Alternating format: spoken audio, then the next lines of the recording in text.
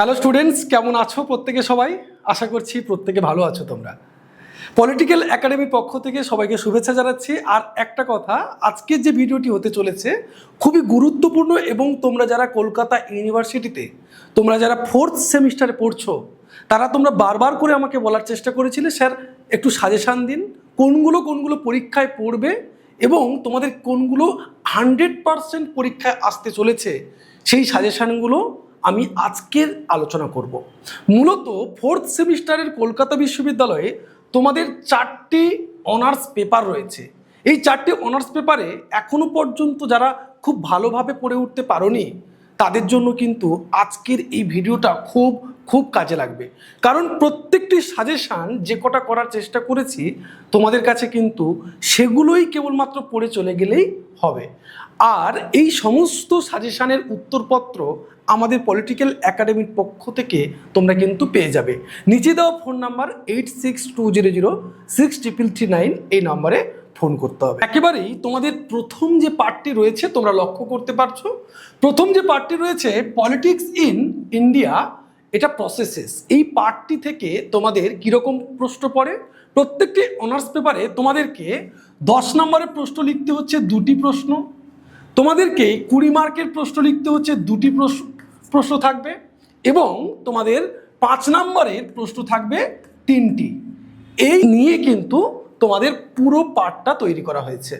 এখানে তোমাদের জন্য প্রথম প্রশ্ন কি রাখা হয়েছে, ভারতীয় রাজনীতিতে ভাষার ভূমিকা সমালোচনা সহ আলোচনা করো।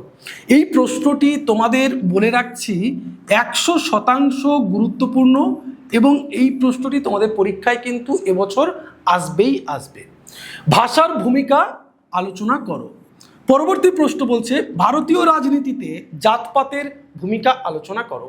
এই প্রশ্নটিও তোমাদের জন্য খুব গুরুত্বপূর্ণ এবং এই প্রশ্নটিকেও আমি 100% বলবো তোমাদেরকে করে যেতে।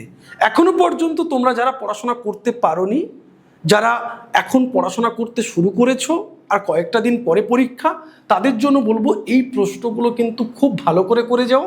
আর বাইরে থেকে কোনো প্রশ্ন তোমাদের করার প্রয়োজন থাকবে না।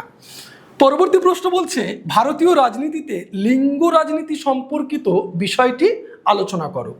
তার পরের প্রশ্ন বলছে ভারতের সিভিল রাইট মুভমেন্ট বা নাগরিক অধিকার আন্দোলন সম্পর্কে আলোচনা করো। এই প্রশ্নটি 20 মার্কের জন্য তোমরা লিখে নিতে পারো। এই প্রশ্নটি 20 মার্কের জন্য 100% তোমাদের পরীক্ষায় আসবে। অর্থাৎ আমি তোমাদেরকে যে প্রশ্নগুলো দেওয়ার চেষ্টা করছি বড় প্রশ্ন আকারে 10 এবং 20-র জন্য, সেগুলোর মধ্য থেকেই কিন্তু সমস্ত প্রশ্নটা আসবে।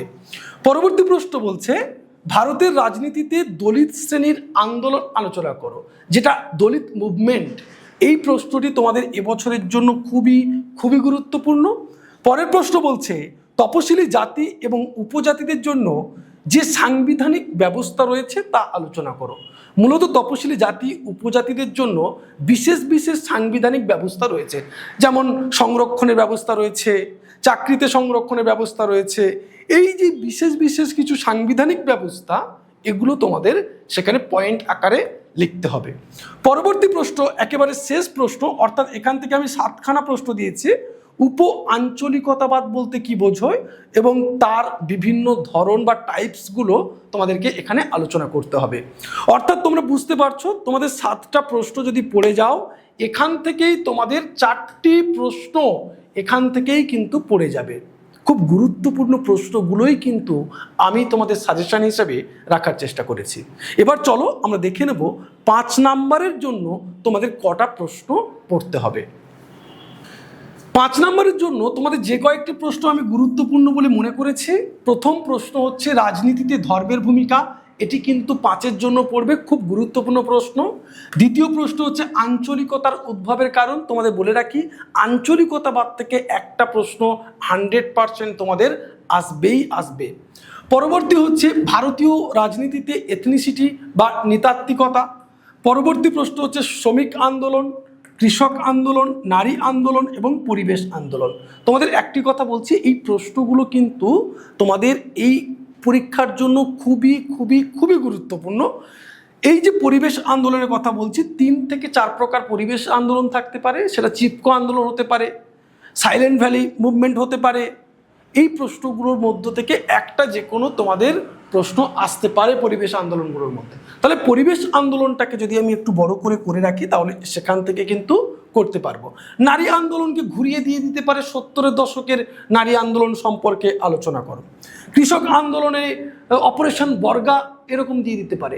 অর্থাৎ তোমাদের এই পার্টগুলো যদি তোমরা ভালো করে করতে পারো এর মধ্য থেকেই কিন্তু সমস্ত প্রশ্ন তোমাদের চলে আসবে, আর অন্য কোনো সাজেশান তোমাদের নেওয়ার প্রয়োজন পড়বে না। যদি তোমরা আমাদের একাডেমি থেকে উত্তরপত্রগুলো নিতে চাও বা উত্তরপত্রগুলো তোমাদের প্রয়োজন থাকে তাহলে অবশ্যই নিচে দেওয়া ফোন নাম্বারে তোমরা ফোন করো 8620063339 এই নম্বরে।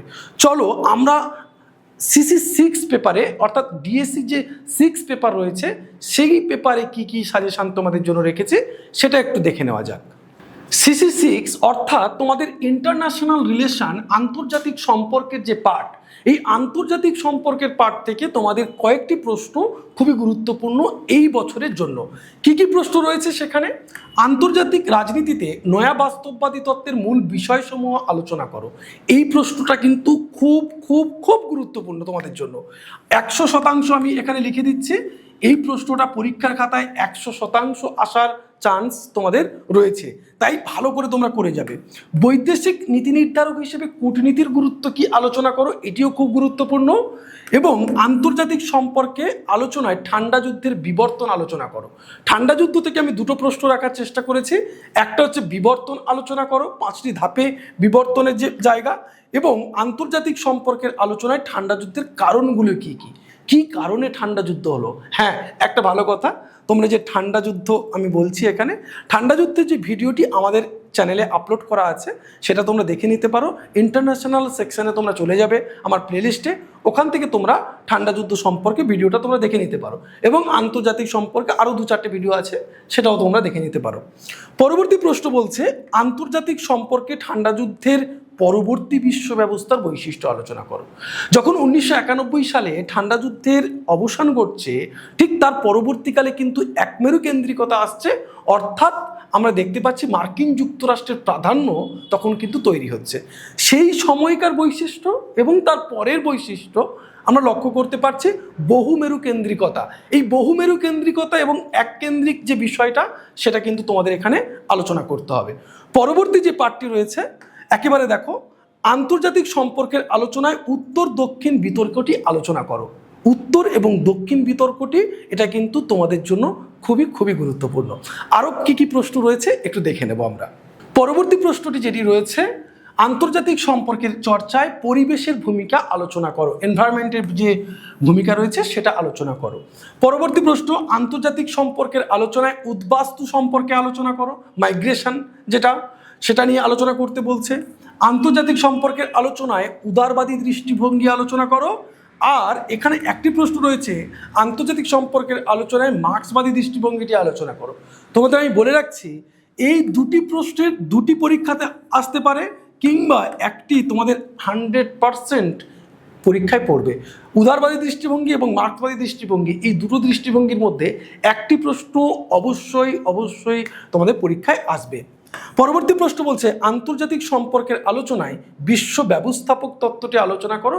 ওয়ালারস্টাইনের বিশ্ব ব্যবস্থাপক, ওয়ার্ল্ড সিস্টেম থিওরি বলে আমরা যাকে চিনি, সেই তত্ত্বটি আলোচনা করতে বলছে। পরবর্তী প্রশ্ন বলছে আন্তর্জাতিক সম্পর্কে ওয়েস্টফেলিয়া শান্তি চুক্তি আলোচনা করো। বা এই প্রশ্নটি তোমাদেরকে ঘুরিয়ে আসতে পারে যে ওয়েস্টফেলিয়া শান্তি চুক্তির পরবর্তী যে বিশ্ব ব্যবস্থার যে বৈশিষ্ট্য বা তার পরিস্থিতি কী ছিল সেটা নিয়ে ওয়েস্টফেলিয়া সংক্রান্ত যাই প্রশ্ন পড়ুক না কেন এই ধরনের একটা প্রশ্ন আসতে পারে। খুব এটাও আমি তোমাদেরকে 100% বলতে পারি খুব গুরুত্বপূর্ণ একটি প্রশ্ন। একেবারে শেষে এটিও খুব গুরুত্বপূর্ণ প্রশ্ন, বিশ্বায়ন বলতে কি বোঝায় এবং বর্তমানে বিশ্বায়ন জাতিরাষ্ট্রের উপরে প্রভাব আলোচনা করো। বিশ্বায়ন কি প্রভাব সৃষ্টি করছে আমাদের উপরে এবং জাতিরাষ্ট্রের উপরে কি প্রভাব সৃষ্টি করছে এটা নিয়ে তোমাকে লিখতে হবে।